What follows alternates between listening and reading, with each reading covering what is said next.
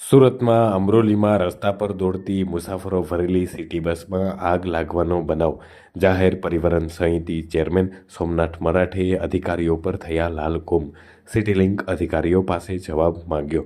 બસની deadline due છતાં diesel બસ કેમ દોડાવવામાં આવી? ઓપરેટરોને સાચવવાનું બંધ કરવામાં આવે તેવી વાત કરી. જાહેર પરિવહન સમિતિએ સિટી લિંકની કામગીરી સામે પણ ગંભીર સવાલો ઊભા કર્યા છે. નબળું ફિટનેસ હોવા છતાં કંડમ બસો રસ્તા પર કેમ દોડાવવામાં આવે છે? તમામ 400 બસના તાત્કાલિક ફિટનેસ રિપોર્ટ પણ રજૂ કરવા આદેશ અપાયો છે. જો ખામી દેખાય તો એજન્સીઓને પ્રતિબંધ મૂકવા પણ આદેશ. આ ઘટનામાં રિપોર્ટ આવ્યા બાદ એજન્સી સામે પણ ભરવામાં આવશે પગલાં. ગત શુક્રવારે પણ રાત્રે શોર્ટ સર્કિટના કારણે અચાનક સિટી બસમાં આગ લાગી હતી. બસમાં સવાર 25 મુસાફરોના જીવ તાળવે ચોંટ્યા હતા. સોમનાથ મરાઠે ટ્રાન્સપોર્ટ કંપની અધ્યક્ષ સુરત મહાનગરપાલિકા. સોમનાથભાઈ, અમરોલીમાં જે ઘટના બની 25 મુસાફરો બસમાં આગ લાગી અને 25 મુસાફરોના જીવ બચી ગયા, ત્યારબાદ અધિકારીઓને આપ કઈ રીતે સૂચનાઓ આપી છે, તેમની પર લાલઘૂમ થયા અને કડક સૂચનાઓ આપવી પડી છે, શું કહે છે? અમરોલી વિસ્તારની અંદર હંસા ટ્રાવેલ્સની જે ડિટેલ બસમાં શુક્રવારે જે આગ લાગી હતી એ ખૂબ જ ગંભીર બાબત છે. ડ્રાઈવરની જાગૃતતાના કારણે પેસેન્જરોએ બસમાંથી નીચે ઉતાર્યા.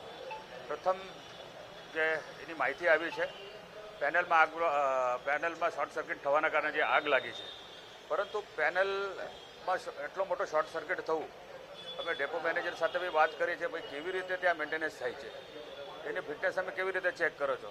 તાત્કાલિક અસરથી મને તમામ ડીઝલ બસના, પછી એ મારુતિ ટ્રાવેલ્સ હોય કે હંસા ટ્રાવેલ્સ હોય, એ બંને ટ્રાવેલ્સની જે આપણે 400 બસો છે, 400 ને 400 બસેસની તાત્કાલિક રીતે ફિટનેસ તમે મંગાવો.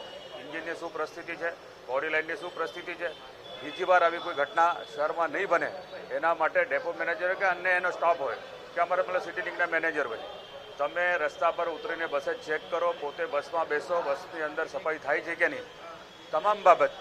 ડ્રાઈવરો બેલ્ટ લગાવે છે કે નહીં, ડ્રાઈવરો ગાડી પરફેક્ટ હાંકે છે કે નહીં, ઝેબ્રા ક્રોસિંગ પર ગાડી સાયલેન્સ કરે છે કે નહીં, સ્પીડની લિમિટ જે આપણે ગાડીથી બાંધી છે એ પરફેક્ટ છે કે નહીં.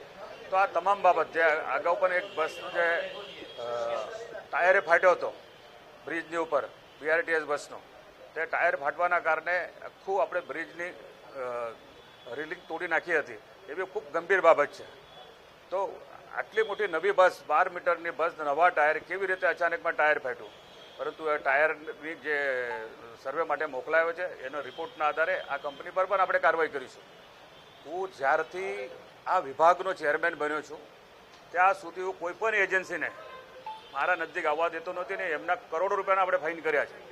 અને આમાં પણ જે ગંભીરતા જે આપણે દેખાઈ રહી છે એની માટે પણ આપણે એને ફાઇન કરવાના છે અને તાત્કાલિક અસરથી આપણે એના બધા રિપોર્ટ મંગાવ્યા છે અને એ રિપોર્ટના આધારે જ આગળ આપણે બસને આપણે ચાલુ રાખીશું, નહીં તો બસને એમાંથી સસ્પેન્ડ કરી દઈશું.